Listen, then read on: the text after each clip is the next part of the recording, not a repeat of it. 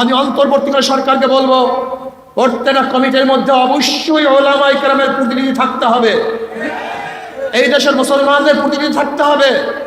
যদি আপনি না রাখেন তাহলে আপনি বৈষম্য করতেছেন, যেটা আমাদের কাম্য নয়। আমরা চাই না অন্তর্বর্তীকালীন সরকার কারোর সাথে বৈষম্য করবে। আমরা চাই এদেশের মানুষকে রক্ষা করতে, আমরা চাই এই ভূখণ্ডকে হেফাজত করতে। আমি অন্তর্বর্তীকালীন সরকারকে বলবো, আজকে এই দেশ নিয়ে ষড়যন্ত্র চলতেছে। আপনি দেখুন পার্বত্য অঞ্চলের অবস্থা কি।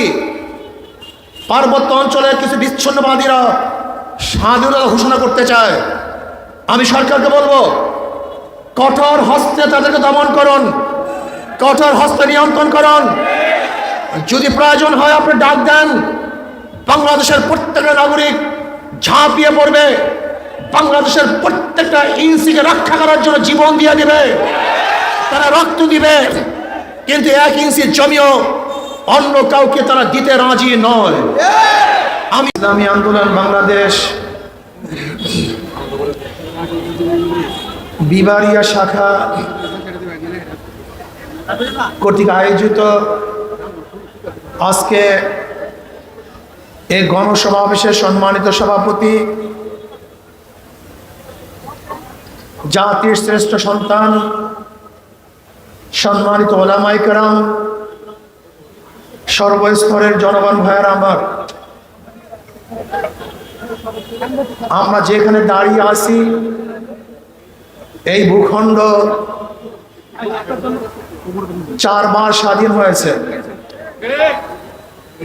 প্রথম আমরা স্বাধীন হয়েছিলাম ব্রিটিশ থেকে।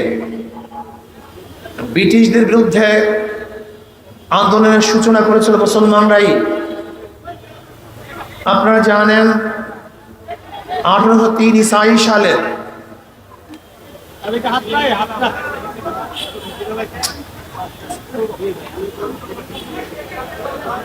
1803 ঈসাই সালে যখন ব্রিটিশ, কথা বন্ধ করে বাস আপনি শোনেন, কথা শোনেন, মিডিয়াকে কাজ করতে দেন।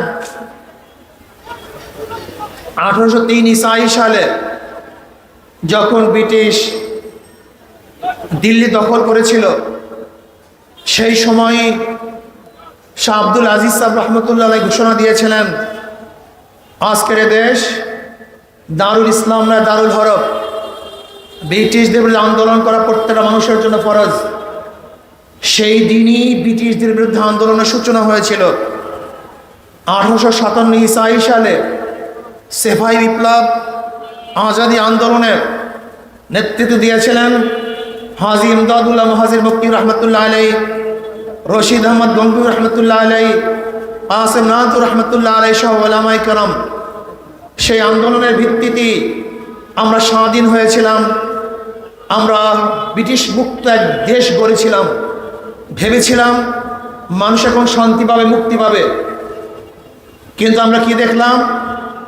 ভারতের সংখ্যাগরিষ্ঠ হিন্দুরা মুসলমানদের মর্যাদা এবং তাদের স্বার্থ রক্ষা করতে না পারার কারণে মুসলমানরা ভেবেছিল মুসলমানদের জন্য আলাদা এক ভূখণ্ডের প্রয়োজন, রাষ্ট্রের প্রয়োজন। মুসলমানরাই দাবি তুলেছিল আলাদা রাষ্ট্র চাই, আলাদা ভূখণ্ড চাই, এবং তাদের দাবি ভিত্তিতেই আবার আন্দোলন করে, সংগ্রাম করে আমরা পাকিস্তান নামে একটা দেশ গড়েছিলাম। ভেবেছিলাম এবার শান্তি পাবো, মুক্তি পাবো।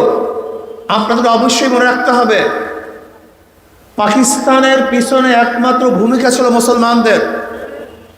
আমাদের প্রত্যেকটা সাংবাদিক বন্ধু এবং প্রত্যেকটা জনগণকে এই পয়েন্টটা মাথার মধ্যে রাখতে হবে। পাকিস্তান নামীয় দেশ গড়ার পিছনে ভূমিকা অন্য কারোর ছিল না। এই দেশ ভৌগোলিক কারণে, ঋতুর কারণে, ভাষার কারণে ডিভাইডেড হয় নাই, ভাগ হয় নাই। এই দেশ একমাত্র স্বাধীন হয়েছিল সংখ্যাগরিষ্ঠ মুসলমানদের কারণেই। কাজে এ দেশ মুসলমানদের দেশ, অধিকার সবার। এই দেশ মুসলমানদের, অধিকার সবার। ভেবেছিলাম আমরা শান্তি পাবো, 47 দেশ ভাগ হয়েছে, এবার মুক্তি পাবো। শান্তি পাবো, বৈষম্য দূর হবে। কিন্তু আমরা কি দেখলাম? পাকিস্তানের দুইটা অংশ, পশ্চিম পাকিস্তান, পূর্ব পাকিস্তান, কিন্তু পশ্চিমারা আমাদের সাথে বৈষম্য করতেছে, আমাদের অধিকার দেয় না, বাকশতের অধিকার নাই, ক্ষমতার অধিকার নাই, অন্ন বস্ত্রের অধিকার নাই। আমরা আবার পশ্চিমাদের বিরুদ্ধে আন্দোলন করলাম, সংগ্রাম করলাম। তৃতীয়বার বাংলাদেশ নামে একটা স্বাধীন রাষ্ট্র করলাম। ভেবেছিলাম এবার মানুষ শান্তি পাবে, মুক্তি পাবে, মানুষের অধিকার বাস্তবায়ন হবে, সাম্য, মানবিক মর্যাদা, সামাজিক ন্যায় বিচার প্রতিষ্ঠা হবে। বহু আশা নিয়ে, বুক ভরা আশা নিয়ে মানুষ জীবন দিয়েছে, রক্ত দিয়েছে, আহত হয়েছে, নিহত হয়েছে মানুষ শান্তি পাওয়ার জন্য। কিন্তু আমরা কি দেখলাম? মানুষ শান্তি পায় নাই, মুক্তি পায় নাই, বৈষম্য দূর হয় নাই। আবারও আমরা 2024 5ই আগস্ট আন্দোলন করে, এই ফ্যাসিস্টের বিরুদ্ধে আন্দোলন করেছিলাম মুক্তি পাওয়ার জন্য, শান্তি পাওয়ার জন্য, বৈষম্য দূর হওয়ার জন্য। কিন্তু আমরা কি দেখলাম? আজকে যেই অন্তর্বর্তীকালীন সরকার আছে, সে যদি বৈষম্য দূর করতে না পারে, তাহলে কিন্তু এই রক্ত দেয়া, এই আন্দোলন করা সব ব্যর্থ যাবে, ভুলণ্ঠিত হয়ে যাবে। আমি আজকে অন্তর্বর্তীকালীন সরকারকে বলবো, সংস্কারের জন্য যে কমিটি বানিয়েছেন, এই কমিটির মধ্যে বৈষম্য লক্ষ্য করছি। আজকে শিক্ষা সংস্কারের জন্য যে কমিশন গঠন করেছেন, সেই কমিশনের মধ্যে কোনো আলেম নাই। আর আলেম ব্যতীত কোনো কমিশন কোনো অবস্থাতেই নিরপেক্ষ হতে পারে না। এদেশের ওলামায়ে কেরাম এদেশের মাটি ও মানুষের প্রতিনিধিত্ব করেন। এদেশের ওলামায়ে কেরামের কানাডায় বেগম পাড়া কোনো ঘর নাই, বাড়ি নাই। এদেশের ওলামায়ে কেরামের আমেরিকায় কোনো বাড়ি নাই, ঘর নাই। এই দেশের ওলামায়ে কেরামের বিদেশে কোনো ব্যবসা প্রতিষ্ঠান নাই। কাজী নারী এবং এই মাটির সাথে সম্পর্ক হলো ওলামায়ে কেরাম। যেই সমস্ত সংস্কারের জন্য কমিটি গঠন করা হয়েছে, সংবিধান সংস্কারের জন্য, শিক্ষা সংস্কারের জন্য যেই কমিটিগুলো হয়েছে, সেই কমিটির মধ্যে যদি আলেম প্রতিনিধি থাকে, প্রতিনিধি না থাকে, তাহলে আমি বলবো এদেশের মুসলমানদের সাথে বৈষম্য করা হয়েছে, ওলামায়ে কেরামের সাথে বৈষম্য করা হয়েছে। আমি অন্তর্বর্তীকালীন সরকারকে বলবো, প্রত্যেকটা কমিটির মধ্যে অবশ্যই ওলামায়ে কেরামের প্রতিনিধি থাকতে হবে, এই দেশের মুসলমানদের প্রতিনিধি থাকতে হবে। যদি আপনি না রাখেন, তাহলে আপনি বৈষম্য করতেছেন, যেটা আমাদের কাম্য নয়। আমরা চাই না অন্তর্বর্তীকালীন সরকার কারোর সাথে বৈষম্য করবে। আমরা চাই এদেশের মানুষকে রক্ষা করতে, আমরা চাই এই ভূখণ্ডকে হেফাজত করতে। আমি অন্তর্বর্তীকালীন সরকারকে বলবো, আজকে এই দেশ নিয়ে ষড়যন্ত্র চলতেছে। আপনি দেখুন পার্বত্য অঞ্চলের অবস্থা কি। পার্বত্য অঞ্চলের কিছু বিচ্ছিন্নবাদীরা স্বাধীনতা ঘোষণা করতে চায়। আমি সরকারকে বলবো, কঠোর হস্তে তাদেরকে দমন করুন, কঠোর হস্তে নিয়ন্ত্রণ করুন। যদি প্রয়োজন হয় আপনি ডাক দেন, বাংলাদেশের প্রত্যেকটা নাগরিক ঝাঁপিয়ে পড়বে, বাংলাদেশের প্রত্যেকটা ইঞ্চিকে রক্ষা করার জন্য জীবন দিয়ে দিবে, তারা রক্ত দিবে। কিন্তু 1 ইঞ্চি জমিও অন্য কাউকে তারা দিতে রাজি নয়। আমি অন্তর্বর্তী সরকার বলবো, সাহসিকতার সাথে দেশ পরিচালনা করেন, বাঘের মতো দেশ চালান, মাথা নত করবেন না, সাহস হারাবেন না। যদি বৈষম্য না করেন, বাংলাদেশের প্রত্যেকটা মানুষ আপনার সাথে থাকবে। কিন্তু আপনি যদি বৈষম্য করেন, বিদেশি কোনো এজেন্ডাকে চাপিয়ে দেওয়ার ষড়যন্ত্র করেন, বিদেশি কোনো সংস্কৃতিকে বাংলাদেশের 92% মুসলমানদের সংস্কৃতি হিসাবে যে রূপ দিতে চান, নাস্তিকতাকে যে প্রতিষ্ঠিত করতে চান, এনজিওদেরকে যে প্রতিষ্ঠিত করতে চান, তাহলে বাংলাদেশের প্রত্যেকটা মানুষ যেরকম ফ্যাসিস্টের বিরুদ্ধে আন্দোলন করেছিল, সংগ্রাম করেছিল, রক্ত দিয়েছে, তারা তাদের জীবনকে রক্ষা করার জন্য, ইতিহাসকে রক্ষা করার জন্য, ধর্মকে রক্ষা করার জন্য, ইসলামকে রক্ষা করার জন্য, এই দেশ মাটিকে রক্ষা করার জন্য তারা আন্দোলন করবে, সংগ্রাম করবে এবং ইনশাআল্লাহ এই ভূখণ্ড রক্ষা করবে ইনশাআল্লাহ। প্রিয় ভাইয়ের আমার, দেশ নিয়ে ষড়যন্ত্র চলতেছে, আজকে ইসলাম নিয়ে ষড়যন্ত্র চলছে, সংস্কৃতি নিয়ে ষড়যন্ত্র চলছে। আমরা চাই না এই দেশে বৈষম্য হোক। আমরা চাই শিক্ষার মধ্যে বৈষম্য দূর হয়ে যাবে, খাদ্যের মধ্যে বৈষম্য দূর হয়ে যাবে, সামাজিক অবস্থার মধ্যে বৈষম্য দূর হয়ে যাবে। ঋষি, কামার, মজদুর, চামার, তাঁতি, জেলে, পুরুষ, মহিলা, শ্রমিক, যে কোনো মানুষ তার ন্যায্য অধিকার প্রতিষ্ঠিত করবে। আজকে আমি গরিবদেরকে বলবো, হে আমার গরিব বাবারা, তোমরা ইসলাম কেন মানছো না? ইসলাম কেন তোমরা চাও না? ইসলামকে কেন পছন্দ করো না? ইসলাম তো গরিবদের জন্যই। আমার নবী গরিব ছিলেন, এর জন্য তার পুরো অর্থনীতি গরিবদের জন্য। আমার নবী এতিম ছিলেন, এর জন্য ইসলাম এতিমকে শ্রদ্ধা করে, সম্মান করে, মর্যাদা দিয়েছে। আমার নবী আলাইহিস সালাতু ওয়াস সালাম গরিবদের জন্য অর্থনীতি করেছেন। যাকাত গরিবদের জন্য, অসর গরিবদের জন্য, ফাতরা গরিবদের জন্য, সদকা গরিবদের জন্য। আমি বিশ্বাস করি ইসলামী অর্থনীতি অ্যাপ্লাই করলে আগামী 10 বছরের মধ্যে বাংলাদেশে একজন গরিব থাকবে না, সমস্ত গরিব দরিদ্র সীমার উপরে চলে যাবে। আপনারা জানেন আজকে বাংলাদেশ 18 লক্ষ কোটি টাকা ঋণী। আজকে এখানে যারা দাঁড়ানো অবস্থা আছেন, আজকে যে সন্তান বাংলাদেশে জন্মগ্রহণ করবে 1.5 লক্ষ টাকা ঋণ নিয়ে তারপরে তাকে জন্মগ্রহণ করতে হবে। বাংলাদেশ থেকে 14 লক্ষ কোটি টাকা পাচার হয়ে গেছে। বাংলাদেশের বর্তমান ব্যাংকের গভর্নর বলেছেন, গোটা দুনিয়ার মধ্যে ব্যাংকের এই নব চুরি এবং ডাকাতি কেউ কোনোদিন দেখে নেই। গোটা বাংলাদেশ ব্যাংকে খালি করা হয়েছে, মেগা প্রজেক্টের মাধ্যমে মেগা চুরি করা হয়েছে। আজকে বাংলাদেশের অর্থকে লুটপাট করে, ডাকাতি করে সব ধ্বংস করে ফেলছে। আমরা চাই না বাংলাদেশের অর্থনীতি আর ডাকাতি হোক, আজকে কোনো চোর সৃষ্টি হোক। আমরা চাই না আমার কোনো মা বোন ধর্ষিতা হোক। আমরা চাই না কোনো ক্ষুধার্থ খাবারের জন্য ডাস্টবিনে কাক কুকুরের সাথে লড়াই করুক। আমরা চাই না আমার কোনো মিসকিন, আমার কোনো এতিম ক্ষুধার্ত অবস্থায় কাতরাবে। আমি চাই না কোনো গরিব তারা চিকিৎসার অভাবে ধুকে ধুকে মরবে। এটা বাংলাদেশ আমরা দেখতে চাই না। আমরা দেখতে চাই না এখানে কোনো জুলুম, অত্যাচার, অবিচার আমরা দেখতে চাই না। বড় বড় খুনি এবং ডাকাতরা তারা বুক ফুলিয়ে রাস্তায় ঘুরবে, আর নিরাপদ মানুষগুলি ধুকে ধুকে জেলের মধ্যে মরবে আর ফাঁসিতে ঝুলবে। এই বাংলাদেশ আমরা দেখতে চাই না। আমরা দেখতে চাই এমন এক বাংলাদেশ যেখানে সমস্ত মানুষ মুক্ত থাকবে, প্রত্যেকটা জনগণের অধিকার প্রতিষ্ঠিত হবে, সাম্য, মানবিক মর্যাদা এবং সামাজিক ন্যায় বিচার প্রতিষ্ঠিত হবে। এরকম এক বাংলাদেশ আমরা দেখতে চাই। আজকে আমাদের মুসলমান সন্তান ইসলাম সম্পর্কে জানে না। ওরা মনে করে ইসলাম মানি বিশাল পাহাড়, ইসলাম মানি বিপদ, ইসলাম মানি মনে হয় কি আসলে ইসলামের চেয়ে সহজ সুন্দর কোনো আদর্শগত দুনিয়াতের মধ্যে নেই। আমাকে অনেকেই বলে, হুজুর আমরা তো একটু নেশা টেশা করি, ইসলাম আসলে আমাদের অবস্থাটা কি হবে? আমি তাদেরকে প্রশ্ন করতে চাই, অনেক গাঁজাখোর আমাকে বলে, হুজুর আমার গাঁজার অবস্থাটা কি হবে? আমি তখন তাকে বলি, ধরে নেন আপনি কি মসজিদে গিয়ে গাঁজা সেবন করতে পারবেন? বল না হুজুর তা তো পারবো না। আমি বললাম কেন? বল হুজুর গাঁজার পরিবেশ তো মসজিদ না। আমি বললাম যেরকম মসজিদে আপনি গাঁজা সেবন করতে পারেন না, বাংলাদেশে এমন একটা পরিবেশ সৃষ্টি করা হবে যেখানে আপনি কোনো জায়গায় গাঁজা সেবন করতে পারবেন না। পরিবেশ ভালো করে দেবে আপনাকে। আজকে অনেকে যারা টুপি পরে না, দাড়ি রাখে না, হয়তো ইসলামের কানুন অনুযায়ী চলে না, ওরা ভাবে ইসলাম আসলে আমাদের অবস্থাটা কি হবে?